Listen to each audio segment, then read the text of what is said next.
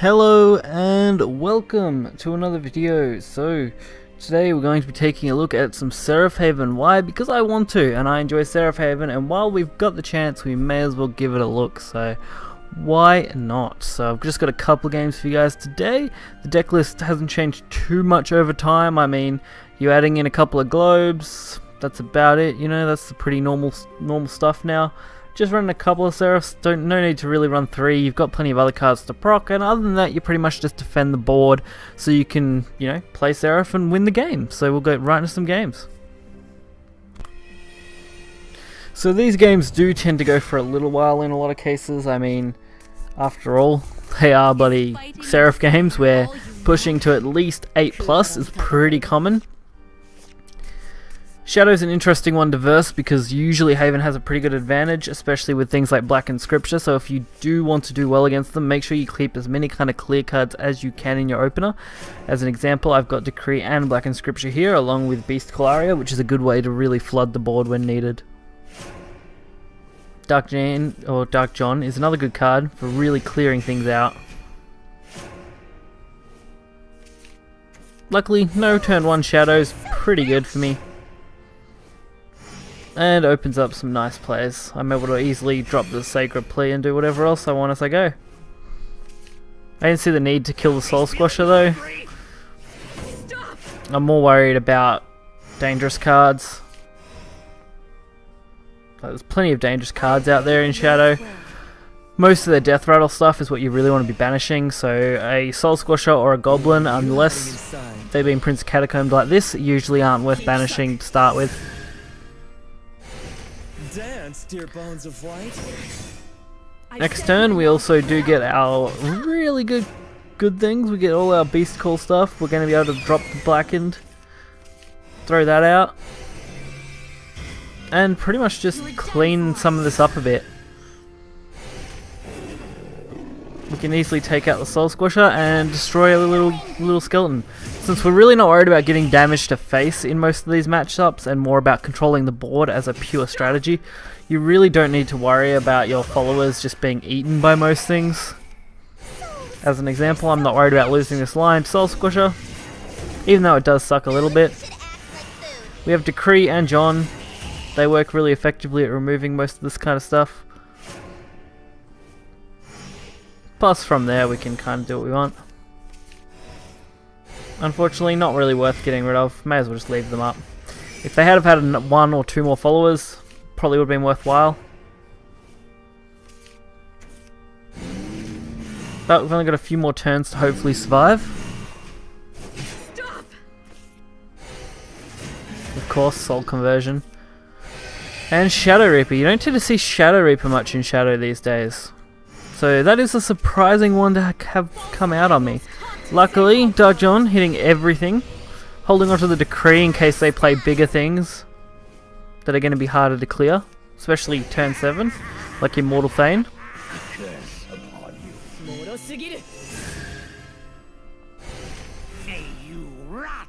And if I had have done this, I could have played the In-Statue Seraph here, but the odds of me losing go up astronomically due to Hector. If Hector wasn't a card, playing Seraph there would have been the optimal play. But board clear was way more important.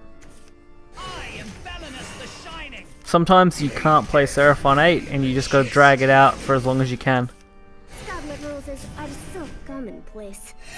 Not so lucky again though, they play the board pretty well here. Just flooding me as much as they kinda can. It does make things more difficult, which is unfortunate. Ceres isn't a real threat to this deck, which is pretty lucky. They are just looking to flood though, so the odds of them having Hector at this point is really high, especially since we've seen them consistently flood the board. Luckily with 2 1-drops, the odds of them actually being able to kill me in the next turn is almost 0. They would need some insane comboing to literally dominate me. So playing Seraph was probably the better play.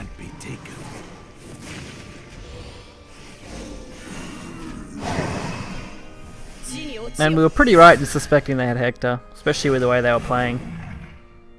Being able to assess your opponent and work out what they may have is a key factor to winning most of these kind of matchups. You don't want to take too many risks with this deck. You want to play really conservatively and hope that you can just outvalue over the long run. So you can set up a play like this and take them down from full health. Next up we have a Rune matchup. One of the more interesting matchups, I guess, because you've got to wonder whether it's a D-shift or an Earth. Earth is more common at the moment, so you're more likely to suspect that. If you do come up against a D-shift with this deck, the odds of you winning drop dramatically even with the D-shift and Earth. So it's really a tricky one to judge. Of course, you still have Daria Rune out there, but you don't really see that anymore, especially not lately.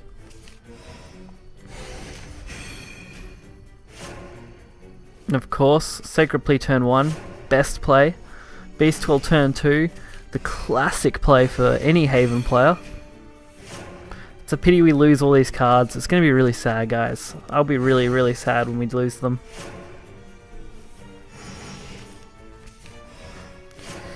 Rotation is going to suck for some of these classes. But it'll be nice to have a fresh coat and to see everything change. So most likely D-shift, just judging by how they're playing, so the odds of me winning will drastically decrease from this turn. So I've really got to be careful.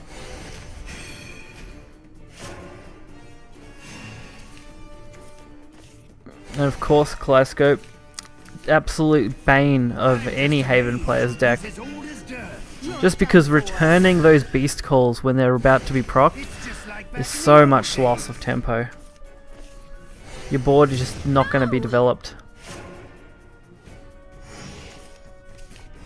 Fortunately, we pretty much have everything we need here to really defend ourselves. The problem will be, do they D-shift on the D-shift turn? So turn 7, turn 8, if they D-shift, we could be in trouble. Especially turn 8. But we see Rime Wind, which is a different one. I don't know whether this is some Snowman D-shift deck, but definitely piques my interest. That or maybe a PTP rune, which you don't see hardly ever, and I may do another coverage of because I really love a lot of the PTP decks. I see your weakness. I feel slushy.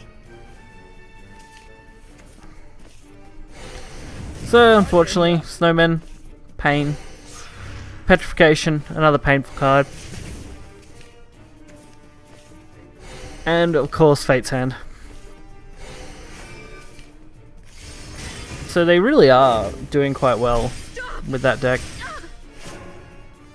Of course we still have a few options. We're not out of choices yet. They keep returning these beast calls and getting rid of them, but we're going to keep playing them out. And all we have to do is hopefully be able to drop Seraph next turn. If we can drop Seraph and survive, then we pretty much win the game. Well, we do. We're only short 1 proc, which, when you count Star Torrent and Healing Prayer, really isn't that hard. Plus, now we drew Hollow Dogma, so that's guaranteed lethal if we survive the turn. So as long as there isn't a D-shift here, we win. Because 5, 6, 7, 9 damage, I think, total. Just looking at that quickly. Nowhere near enough. Lucky me. Doing well.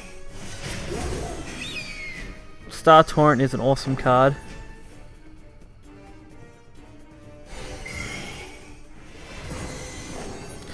And Healing Prayer to finish it off.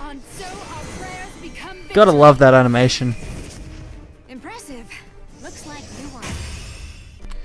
So if you guys enjoyed this video, I did only cover a couple of games because Seraph isn't the highest of tiered decks. It's more just for some fun, and if you just want to enjoy something different, it's always a great deck just to mess around with. Even if you're not winning all the time, it can be quite enjoyable to play out and just, you know, block your opponent from really doing much long term, but it's fun and most of the games go for a while, so hopefully you guys enjoy everything we've been doing lately. Make sure to hit the like button and subscribe, and I'll catch you guys next time. See ya.